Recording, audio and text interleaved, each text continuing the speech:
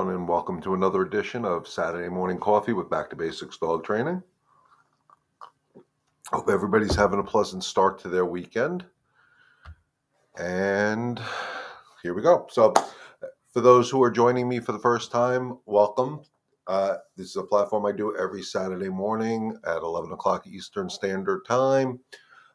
It's a free live dog training question and answer period. So any of your questions, pop them into the comments and I'll be answering those now or later on, even on the replay. Guys, I keep an eye on this thing. If anybody puts a comment on the replays, I try to stay diligent and pay attention to all the 4 different platforms that I stream this on so I can see all the questions that pop up. Good morning, Tess. How are you today? So for those that don't know me, my name is Leon. I'm the head trainer here at Back to Basics Dog Training. And as always, until I start seeing questions come, I'm going to pick a topic that I've seen on Facebook or I dealt with this week in my personal private training sessions. So together we can get this thing going. So this week's topic I'm going to talk about, because I've been seeing a lot of it on Facebook and I've dealt with it a few times in my private sessions down here. And it goes to something I talk about all the time, and that's the excited energy of puppies. Guys, I don't know about you, but as I'm getting older, I find the puppies are different. That's what I hear. It's not the same as when I was younger. The last dog I got was a great dog, and blah, blah, blah, blah, blah. I hear all this type of stuff, and they say they didn't go through these issues that they're going through now, which is the excited puppy playing, barking, biting, just being a typical puppy. Guys, it was the same thing when we had our first dogs X amount of years ago. The difference is we're getting older and we don't have the patience for it. We're also in 2021 and life is rushing by and everything is more in a rush than it was, say, 20 years ago or whatever it was. And we're finding it's a little bit harder to deal with some of these issues. The thing is if you guys get puppies, be it from a rescue, you purchase the puppies, whichever, it's the same thing. If you set the rules from day one, you bring the puppy home, it's a cute little bundle of fur, you bring it home, and you would start setting rules instantly for the puppy. When it's allowed to play, when it's allowed to be out of the crate, when it's allowed to do this, when it's allowed to do that, when it's allowed to do things. If you set the rules, your puppy, as it grows older, will adhere to the rules better. A lot of the problems I deal with is that most people, because the puppies are so damn cute, we'll stop that subject. We got a question. Navis, and I hope I said that right. I know we've gone through this. Good morning. I have a question. My daughter's dog is so good dog, but the only thing she's having a baby. He is so jealous now.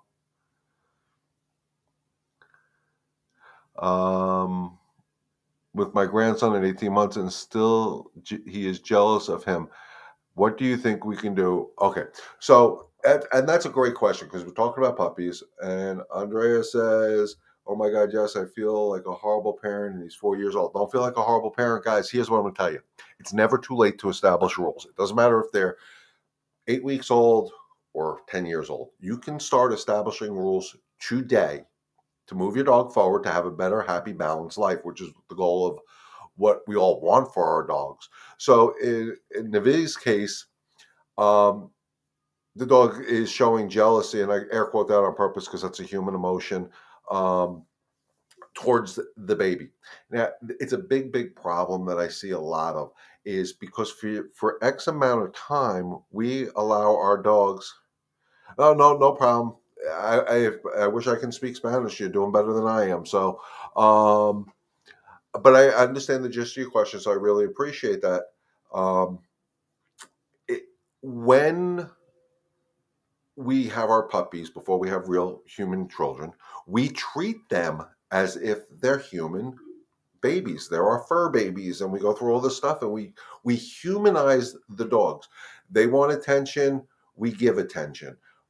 They come over, you're sitting on the couch, and they come over, your arm's hanging over, and they're doing one of these with their nose and flipping your arm up. And what do? We stop, and we do what they ask us to do. And this is what I was getting to actually before, is how we let the puppies dictate to us when we're going to do something instead of the opposite, where we're telling them when it's okay to play. So in this case here, we have a dog that's showing the signs of jealousy, and we need to start reeling that away from the dog. So one thing is start setting clear boundaries for this dog. It doesn't matter your grandson's 18 months old, because you can set this up today, and it will require people in the house to help your daughter establish these boundaries. And what the boundary is when the baby is around, this dog has to give space to the baby. Give the baby its personal space. What do I mean by that? So if an 18-month-old kid, I'd be walking with the baby, holding the baby. If the dog comes too close, I'm like, nope, you're not allowed within whatever distance you say. Usually I use the 3-foot rule.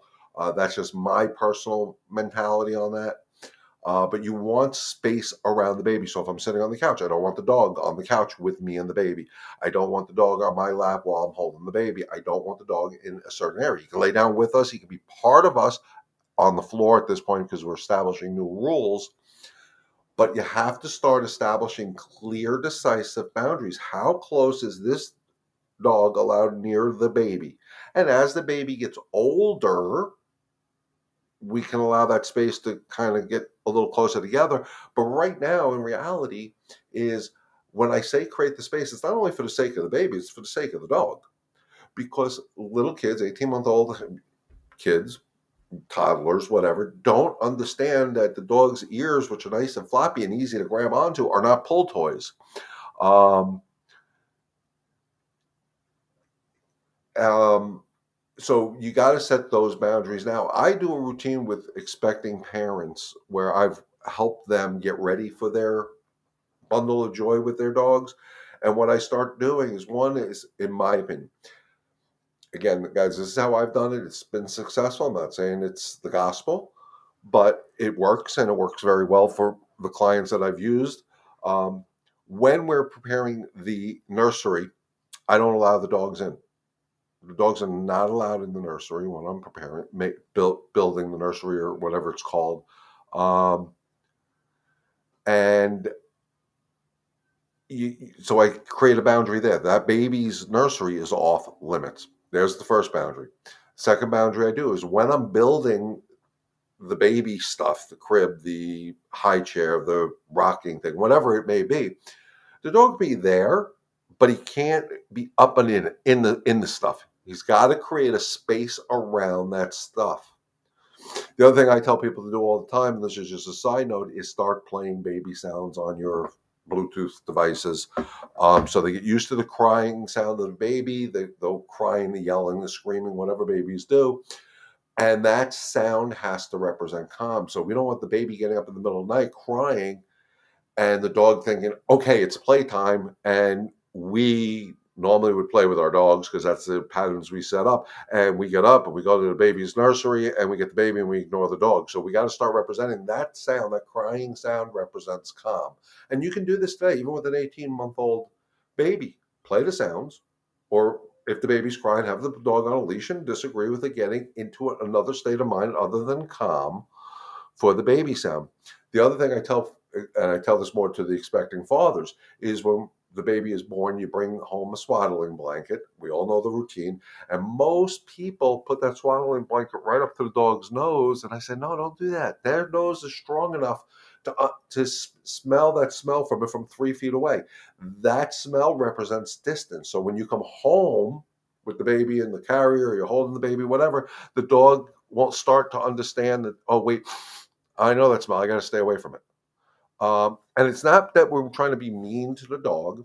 They're part of our pack. They're part of our family, but they can't be in the baby's personal space. Same way they shouldn't be in ours. Because I got news for you guys, dogs don't like dogs being in their own personal space. But again, these are habits that have been created over time with our dogs because we made them fur babies and we forgot that they're dogs, and the dogs need those boundaries. So Naviz, and I'm saying it wrong and I apologize. You can start setting those boundaries today. Like I said, when the baby is up and about, it has to be a 3-foot distance. Easiest way to do it, have the dog on a leash. When it gets into the space, say, nope, put it into a spot where it's allowed to be part of it, but not in the baby's business. So I hope that answers your question. Andrea says, yes, he's taking over. I can't get anything else done. I adopted him 3 months ago. He's a huge German Shepherd. I'm overwhelmed. Well, okay. So, Andrea, is he just overly excited? Let me, give me a little bit of details here. But again, I mean, a typical German Shepherd, he's just overexcited. I mean, that's usually what I see. Good morning, Donna. Um, if he's overexcited, you got to start rewarding him more for being calm. So if you're quite welcome. If my puppy is 80, okay, and I can't make him jump on people when they're visiting. We'll get to that in a second because that goes to what we're talking about over here with Andrea with overexcitement. Um, Overexcitement causes a major problem, guys. I'm going to tell you now, and there's no studies on it. Maybe if there's a rescue group that's out there, maybe they can pipe in here, or somebody who runs a rescue group or understands this a little bit more. But he was obedient before. So you've adopted him 3 months ago. So in 3 months, he didn't show you his true colors. He's starting to show you his true colors now. Don't forget, guys, dogs need decompression period. Yeah, he's making the rules because what happens is in the beginning. Good morning, Michelle and Athena. Um, Guys, here's what happens: we bring our dogs in, we rescue our dogs, we buy our dogs. It doesn't matter again because it's all the same theory. Um, we bring them into the home and we want to give them love and affection because, oh my God, especially the rescue dogs, we think about their backstory so freaking much. I know Donna can attest to this with Stark. Um, we worry about their story so much. We don't give them what they truly need. We smother our dogs with, and now he's getting pushed. Yeah, because again, there's still no rules set for them. So we're going to go through some of those today. Um, we when we first get our dogs, and again, purchase or rescue, but we're going to focus on rescue here because I see it more with the rescue dogs because they have a history. Um, we smother them with love and affection first and foremost. Well, guys, I got news for you. That's not helping your dog. That's helping you. That makes you feel good. As humans, we feel good. We're going to help this dog. We're going to love this dog. We're going to give it the best life possible. And we're going to do all this stuff. And meanwhile, the dog is looking at you saying, okay, but where are my rules? What do you expect from me? Good morning, Kim. Um, what do you expect from me? What do you want? Where's my role in this pack? And in X amount of time, now every dog's different. That's why I use the term X. They have a decompression period. They're going to not show you necessarily the true colors in the very beginning, but eventually they're going to start saying, okay, what can I get away with? Think about a kid. Kids do it to us all the time. How far can I push this envelope before somebody sets rules for me? And now it's 3 months into it or whatever, and this dog is starting to show these signs, be it towards people, be it towards you, be it towards other dogs or whatever. And now all of a sudden they're reacting. And what do we do every single time, guys? We correct with, and I'm going to put it up here real quick. Um, I'm not reading your mind. It's just normal, guys. I mean, I love to say you're one of my only customers that do this, but you know what? Everybody makes the same mistake, and that's okay. That's what we're here for. And the beauty of dogs, guys, it doesn't matter that you made a mistake yesterday because you can fix it today. My no anger, no frustration, no nonsense theory is so spot on. What's happening now, and I'm going to guess this, Andrea, or Andrea, I'm sorry, is now you're angry. Now you're frustrated. Why are you doing this? You were so good in the beginning. Oh my God, I don't understand what changed. Blah, blah, blah, blah. And you're getting angry or frustrated. You got to get back to a no nonsense approach of it. And that means you're going to have to put your dog on a leash more. Uh, I'll let the people read that comment. You put the dog on the leash a little bit more, and when he has this unwanted behavior, they're not bad behaviors, folks. They're unwanted, and the reason I say they're unwanted is because we never taught them. So it's not bad if they don't know any better. They're doing what they think they're allowed to because a pattern has been established. So you put your dog on a leash, and if he gets excited because somebody rings the doorbell, you're going to say, no, that's not acceptable. If he gets excited or nutty because you take out the vacuum cleaner, no, that's not acceptable. The leash gives you the access to the brain, and you have to be willing to make a correction with the leash. And that's what I talk about, that leash pop, which is just a little, bump with your no, but you have to be firm. No means no. Why? Because I said so. You don't need to explain to the pup why what they're doing is unacceptable. Stop having the conversation and just no means no. Why? Because I said so. I don't need to explain to the dog why you shouldn't do this. So if he's reacting to other dogs on the leash when you're walking them, he's starting the walk out excited. And he's not, my guesstimate, 90% of these dogs that I get that people tell me are dog reactive are not aggressive, they're excited. They just don't know how to contain their excitement. So what you want to do is start the walk calm. I'll put this up on the link underneath here. If you start everything off with calm before you even get out your house on your walk, it's easier to control the excitement on the walk. So on the 3 different Facebook platforms and on the YouTube, I will put the links to my Mastering the Walk series, how to leash train your dog, on my YouTube channel. If you haven't subscribed to my YouTube channel, guys, do it. I got a lot of crazy ideas going on in my head that I want to get on videotape. Some of it's going to be exactly what we're talking about, excitement. I'm going to get my dog Zoe super, super excited, and I'm going to show you what I've worked with her over the years to get her excited and get her to calm down very quickly. Kim says it does work for X Hope was on bed last night with Willow, and I noticed she wanted to play, and she immediately put on the floor, and a no, and back on the leash. Beautiful. So the little backstory with Kim and Hope and Willow is Hope's mom.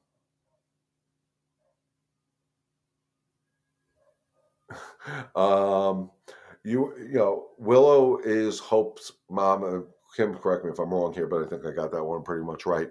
And because Willow has gone through some medical issues, we'll just say that, Kim, as the doggy parent, felt bad for Willow, and instead of looking at Willow as a dog, she looked at it as, "Oh my God, I feel bad for you. You have an eye injury. We're gonna blah blah blah blah blah, whatever it may be." And even though the dog was injured, it was hurt, it was going through some surgery procedures. It's hard for us humans. You gotta stop with this babying them, and try to think more like another dog. So if I have a dog that needs surgery, yes, I'm going to feel horrible because my dog's in pain or whatever, or uncomfortable, but I'm still going to treat it as if I'm a dog.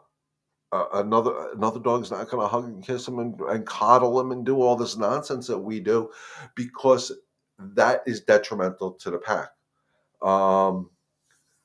So it's about setting the rules. Excitement gets dogs in trouble, guys. I'm gonna tell you now with Kim and should I put a leash inside the house to keep if he keeps wanting to go outside just to play?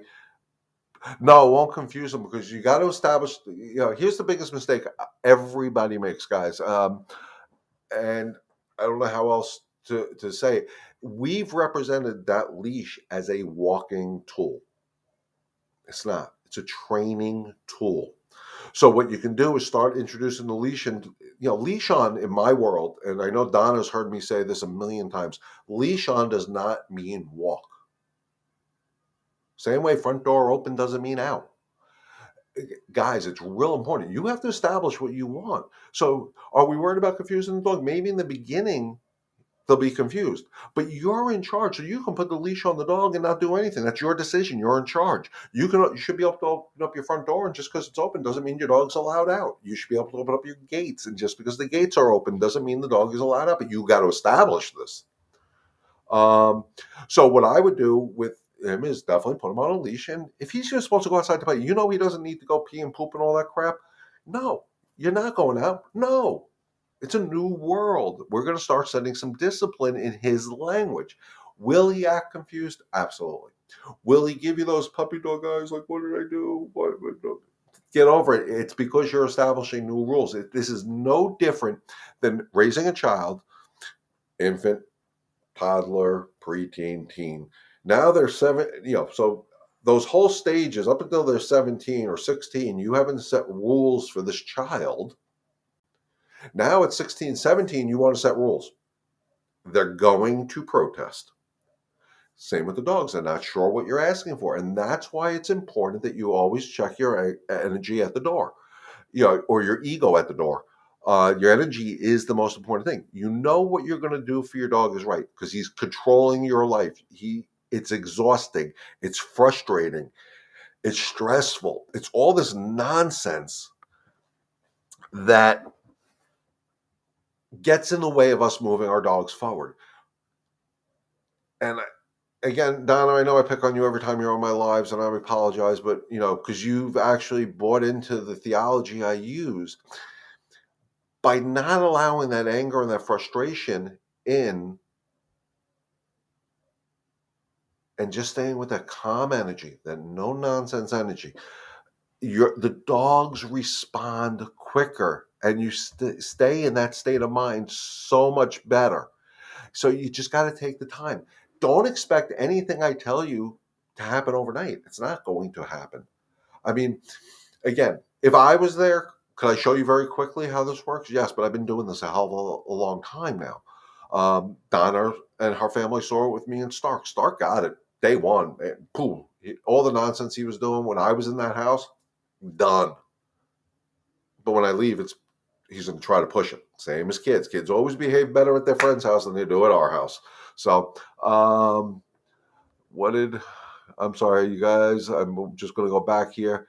Alex took Stark on a walk yesterday. They came across a group of men working on a house. One of the men mentioned how beautiful Stark is and asked if he can say hello. Alex agreed, and Stark stood there wagging his tail, allowed the stranger to pet him, not even once attempting to jump or beautiful, beautiful. And that's what it's about. First of all, kudos to the gentleman for asking permission. Too many people just come over to dogs and forget about asking permission. But, you guys have been doing such a great job with Stark because what was getting Stark in trouble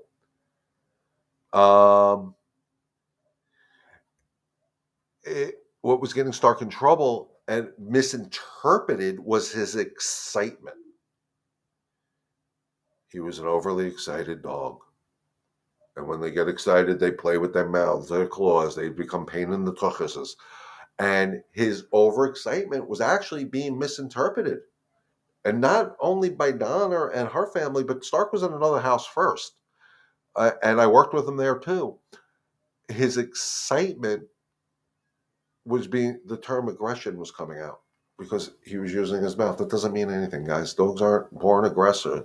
Aggression is an outcome of an issue that wasn't addressed. And I'm going to tell you now, in my experience, overexcitement is the number one cause of aggression. I won't say number one. Number two cause of aggression in dogs. Number one is fear. And why do I say that? Because when a dog gets overly excited, we tend to correct with anger and frustration. Think about the negative energy. We're taking this happy-go-lucky goofball dog. No! And the dog's like, oh, crap. So especially when they see another dog or they see another person, because we're, and females do too, testosterone driven, and we tend to try to control things, and that's not what your dog is asking you to do. Listen to what your dog is asking you to do. Your dog is asking you to stay calm because it works. That's their language. Energy is the most important communication tool that we have with our dogs, guys. I don't put that blurb up there just because I like it. It's true. Kim says Leon is right. Hope wants to jump on everyone when they come in. Um, but I said in a calm voice, no, on a leash, not allowing it. Get affection, any affection till they're calm. Make them earn our affection, guys, or your guest's affection, or that guy on the street's affection. Such a difference now that we know what it is and how to deal with it. Absolutely, Donna. Um, I tell people all the time, and we segued to this a little earlier today. When we first get these dogs, we smother them with love and affection, and we hug them and we kiss them, and we're going to give them our couches and our beds and our this, and we're going to go get filet mignon and lobster tail for them, and we're going to make them the best life, and you're going to have the best life possible. You used to run the streets, and you were a street dog, and all this nonsense. And excuse the language, but what I've noticed over the years is that we became, and I say it, I probably said it to Donna at one point too. We became dog sluts. We give out our affection too quickly. We don't make them earn our affections. I know when I met my wife, I had to earn her affection. Well, when I meet a dog, they have to earn my affection. So if I walk into somebody's home and their dog is overly excited, I'm going to pay attention to the dog, but I'm not going to acknowledge this. If I'm walking here in my complex and another dog sees me and they get all excited, I'm not going to pet this dog because the dog's state of mind isn't what I know the owner wants. But I'll explain it to the owner because people get insulted when you don't want to pet their happy-go-lucky dog. But in reality, it's not good because if there's a 4 or 5 month old puppy and they're doing this stuff, somebody put a comment on here before. Let me find it. Hold on one second. And I meant to get back to it, and I apologize because I get stunad. Minosha, and I hope I said that right. My puppy is 80 pounds, and I can't make him jump on people when they're you can't have him jump on people when they're visiting. Absolutely. But the problem being is when they're puppies and they're not 80 pounds, it's cute. No, it's not. So even your 80-pound dog, you're talking a big dog now, same routine. You have people come over to the home, dog gets excited. Why? Because people have rewarded your dog's excitement. And how do they do that? They pet them. And we're petting them and they're saying, okay, so what I'm doing is good. Yay. Nobody's telling me otherwise. So how you can correct that problem, that unwanted behavior, is put your dog on a leash. And not with a harness, guys. You need a collar. Unless the dog has a trachea problem or something wrong with its neck, put it on a freaking collar. Martingale collar, preferably. And what you do is you set your dog up for success. How do I set my dog up for success? Is you have a family member, a friend, somebody who lives in the house, whatever, a neighbor, whoever you can have do it, is you ask them to help you train your dog. And what they do is they go to the door, they ring the doorbell, they knock on the door, and they act like they're a guest in your home, even if it's somebody who lives in your home. And you can't open the door to give them their prize behind door number 1, Monty, until your dog is calm. And it's a process. And how it works is they ring the doorbell, they knock on the door, the dog's sitting, get excited. You're going to have the dog on a leash, you can be, no, sit, give him something else to do. Slowly, you walk to the door with your dog, but your dog has to stay in a calm state of mind. And then what's going to happen is you're going to touch the doorknob and the dog is going to get stupid again. And we stop the process at that point with a correction and our no. Anytime he gets excited, we're going to be no with the leash. And to the point where you can open the door. Then you have to instruct your guests when they come in. And this is quoting Cesar Millan. No look, no touch, no talk. They're not here. When the people come into your home, they're there to visit you, not the dog. So they should not interact with your dog until you say it's okay. And when are you going to allow your dog to interact with your guests? Only when your dog is in a calm state of mind and you bring them over with the leash. And if the dog stays in a calm state of mind, your guests can greet the dog. But at any point in that process, if the dog gets excited, they're petting, we stop. Nope. Sit. Continue the process when your dog's state of mind is calm. It's a labor of love. It takes a while. Um, Let me just read the comments we got going on here. Just give me 1 second, guys. Um, Kim says, I've been working with Leon for a month.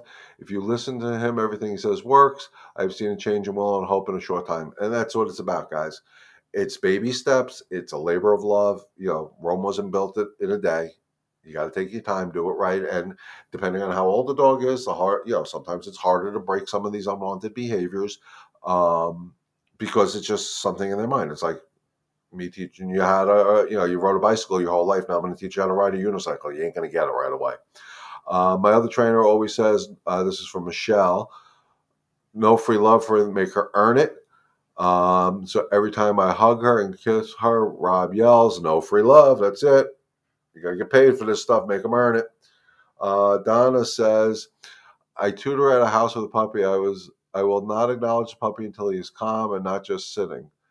Remember, guys, there's a difference between obedience and behavior. Dog sitting doesn't mean, just because they're sitting doesn't mean their mind is calm. Very good point, Donna.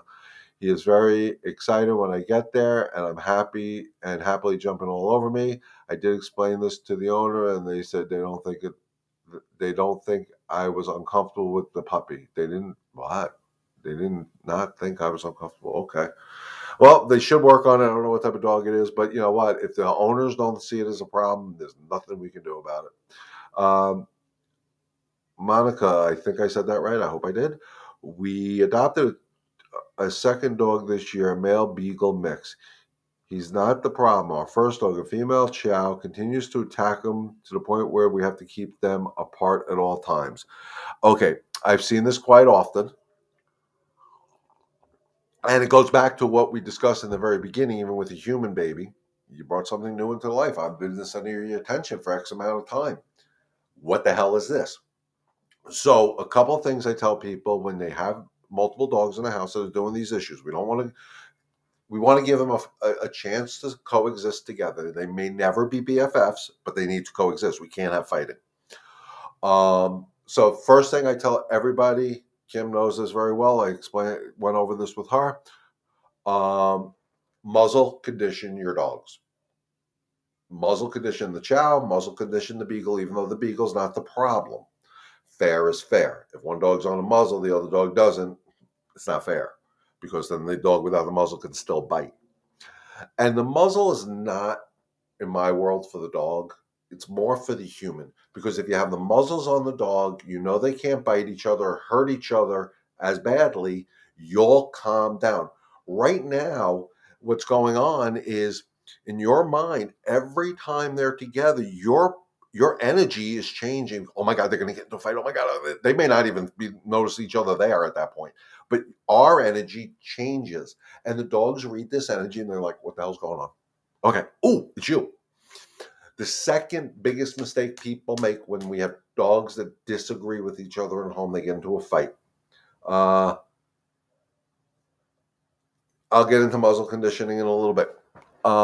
Is when the dogs have this unfortunate incident and they get into a scuffle, we separate them because that's what we need to do.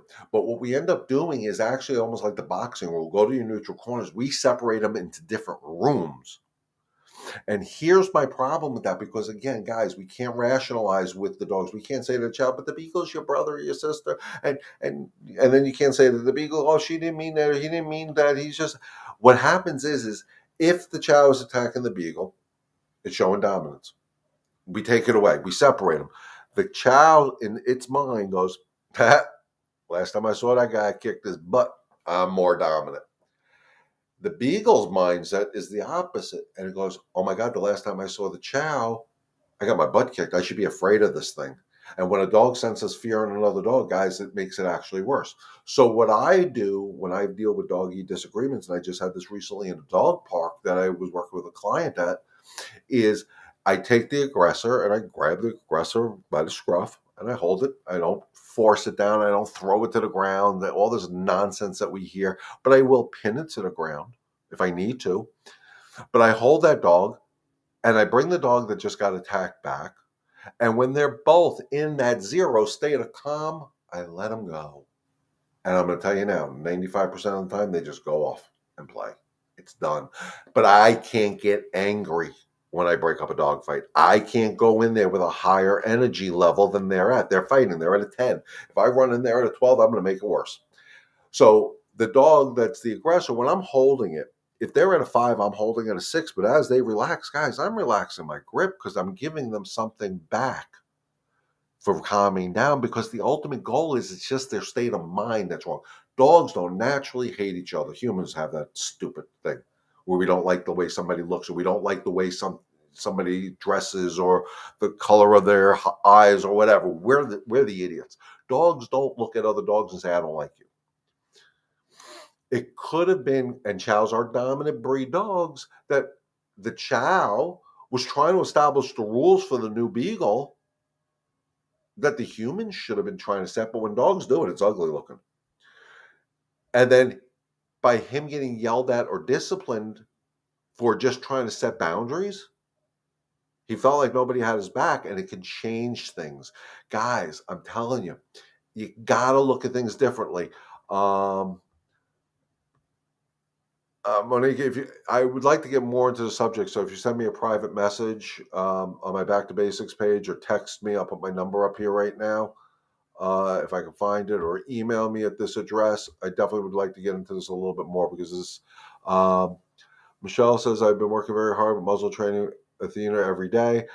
I am determined to be able to walk her, but I cannot until I feel safe with her. Right.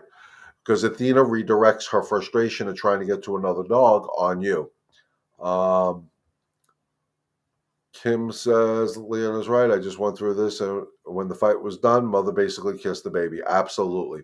Mary Beth, my Chihuahua always goes after my pit bull. I make them stay together all times, but it's making them, Chihuahua, calm down. But it is okay. So I'm assuming you're trying to get to that state of calm that we're talking about.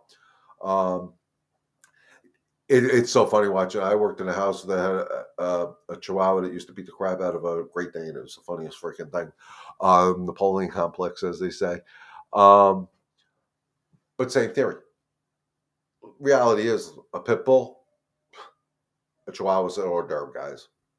It's amazing how they have such a bad reputation, but meanwhile, it's getting its butt kicked by a Chihuahua here. But you keep them together, you make them calm down, you discipline the one that needs to be disciplined. And the one that needs to be disciplined is not always the bigger dog. In this case, it's not. So the Chihuahua gets a little bit more of the biting effective, for whatever you want to call it, that I would do, where the pity, I may just hold by the collar and just say, all right, relax, dude. But when this Chihuahua's calm, I just let him go. But then I start being a little bit more diligent, and I look for subtle changes. If I see a subtle change in the Chihuahua, like I'm going back, then since the state of mind is calmer, I can control it quicker. Everybody tells me the same thing. It's unpredictable. There is no warnings. There's always a warning. It's always predictable. It's if we see it or not. A lot of times, guys, it can just be as simple. That's it. That can trigger something, because that stare is a dominant thing in a dog's world. But you got to know what you're looking for. But again, you have two dogs, they have to coexist in the same house. You got to get them together. The muzzle makes it easier. One, because we don't have to worry about them getting hurt. Our energy changes. We tend to relax. Muzzle conditioning is real important. When I deal with two dogs, and this is what Kim was referring to, and I don't care if it's a Chihuahua or a pit bull. Chihuahuas can wear muzzles too, guys. Is I don't put the muzzles on the dogs when the dogs are together. I'll work with one of the dogs. So in the case of, we'll use the Chow and the Beagle. I work with the Chow, make the muzzle part of its everyday bling. And it takes it's a process. I put it on, take it off, put it on, take it off. Use treats, get Baskerville style muzzles if you can find them, guys. They're the best things in the world. I can be as simple as Willow is too close to me and Hope attacks. Yep. Because Hope took a job thinking it was her job to protect you. So getting back to the muzzle, so what I would do is I would take the Chow, I take its favorite treat or whatever I think is a high value treat for the dog, put the muzzle on, good, give a treat. I take it off, I give a treat praising that I took it off. And I do this, and I slowly work up to duration where I hold it on. Good morning, Al. Where I hold the muzzle on longer and longer. Eventually, I'll strap it on. I'll take it off. But I'm doing this with just the chow while I'm working with just the chow. Then I would do the same routine with the beagle, and not put it. Once I get up to duration, when I say duration, I'm talking where I can have it on for a half hour or better without the dog trying to take it off. They may try. We got to disagree with it. But where I know the dog is okay, I have this muzzle on. Mommy or daddy's still here, and I'm still getting all the love and affection that I'm used to. Great. Do the same thing with the beagle. Then, after I know they're comfortable and they're both comfortable when they're not together, then I bring them together, because the last thing I want a dog to ever think about is I put this muzzle on, then I bring over your arch enemy. And that's a mistake a lot of people make. It's no different than a dog I worked with a few years ago who was extremely aggressive to people coming in the home. So we had to muzzle condition the dog. And what I told the parents of the dog to do is muzzle condition the dog with nobody else in the house but you guys, because he was fine with you, them. Um, Muzzle condition the dog, and went to the point where it can be on for about an hour. So we got the dog all set. Great. Nobody's coming in the house. Nobody's coming over. And it took about 2 weeks. I don't remember exactly how long it took. We had it on the dog. And I said, okay, so at 11 o'clock on Sunday, you're going to put the muzzle on the dog. And at 12 o'clock, you're going to have a friend come over. Now the dog's been on the muzzle for an hour. Somebody comes over. The dog won't associate the muzzle with that person coming in the house or somebody coming in the house, because then the muzzle becomes a negative. We never, ever want to make a muzzle a negative tool. It's a positive tool. And like I said, the tool is not so much for the dogs, guys, it's for us. It makes us calmer. Because if we don't have to worry about that, what if my dog bites somebody crap, it's so much, you're calmer. You have to be. And that's what's going to fix every one of these issues. I don't care if it's brotherly, sisterly fighting, fighting. I don't care if it's overexcitement. I don't care if it's leash reactivity. The calmer you can stay while working with the dog, when you're around your dog. Let me rephrase that. Not just working with it, but around the dog.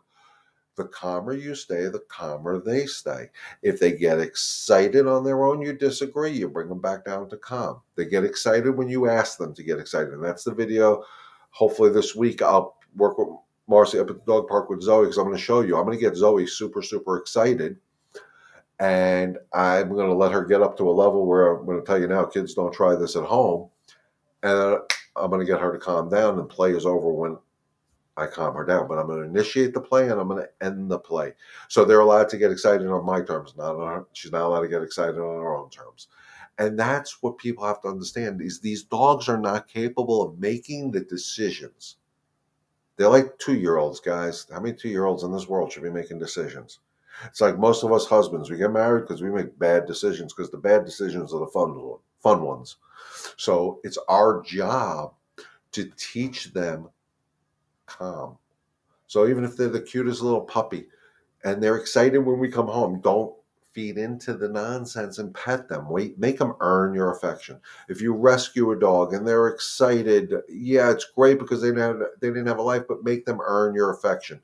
If you get a dog, crate train your dog. Make it earn the privilege of going from wherever the crate is to another room in the house. Just don't give them your whole entire house unless they're going to pay the bills. Make them earn things, and they will appreciate you much more as that pack leader, because that's what it's about, guys. We're all pack animals. Humans are as well. The pack structure. There's a pyramid effect. We all know what it is. You have to earn everything in life. So do they. In their real lives, they have to earn it. That's what I was saying to Kim about Willow. As horrible as it was with the eye injury or whatever was going on with Willow, the biggest mistake as humans we make is we feel bad for them when they're injured. And I'm not saying don't feel bad for them, but don't baby them. Because think of how another dog would do it. Another dog ain't babying them. Another dog's not going to walk over to them and bring them a bowl of food no matter where they are because they can't get up. No, they have to. I mean, unless the dog is a complete, an invalid or something, you don't bring the food to the dog. You make the dog go to the food. My granddog had elbow surgery, and it was very hard for me to convince my kids, hey, you got to let the dog go to the food. I know you don't want him getting up and walking. He's allowed to walk. The vet wants him to walk. Instead of bringing the bowl to food to him on his dog bed, feed him where you normally feed him, and don't make a big deal out of it. The less we make a big deal out of this stuff, the quicker they recover both physically and mentally. So I said this before. I'm going to probably end the segment with this, and I'm going to talk about this real quick, guys. Unless there's other questions, of course. As long as there's questions, I'm going to answer them or attempt to answer them. So I said earlier, and I appreciate Donna kind of giving me a segue into this one, and I don't talk about it enough. There is a huge, huge difference between obedience and behavior. Huge. Most dogs that I work with are very, very obedient dogs. Don't sit, they sit. That's an obedient dog. That's just a dog that understands you say this word, sit, I sit. Okay, good. So, but behavior is the state of mind. And that's the more important part of training. The state of mind of your dog is the crucial part of what we're doing when we're talking about rehabilitating or training a dog. We're trying to, for lack of better terms, rewire their brain. And like us, our brain, dog's brain is broken up into different parts. And I was talking to a professional the other day, and he was explaining that like this part of the brain here is, they call it the toddler part of the brain. That's that emotional, the excitement, just the toddler. Toddlers, we know how toddler brains work. And this is your more logical, rational sense of brain, whatever. Most dogs, if given the choice, are going to live in their toddler part of their brain. And it's our job to help them bring that from here to here where they can make better decisions. I'm not saying, I worked with a customer last Saturday after my live who has a puppy, and the dog's natural instinct, boom, front door open, I'm gone. We worked with it, and you can actually see that switch going from here to here. It went from the toddler brain where I gotta go to, oh, wait, we were just working on that. No, I can't do that. And it was that quick, guys, with me. I don't know how, I'll follow up with her later today, see how it's going with her. So when I talk about behavior is not the sit. It's not even the stay. It's not even the come. Those are obedience. Behavior is the state of mind.